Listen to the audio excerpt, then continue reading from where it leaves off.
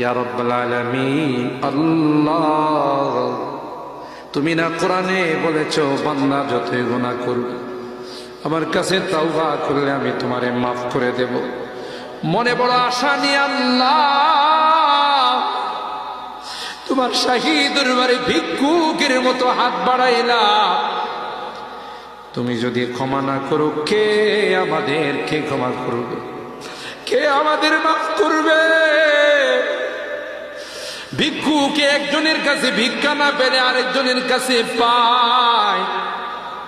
এক দুয়ার থেকে বিতাড়িত হলে আরেক দুয়ারে যায়।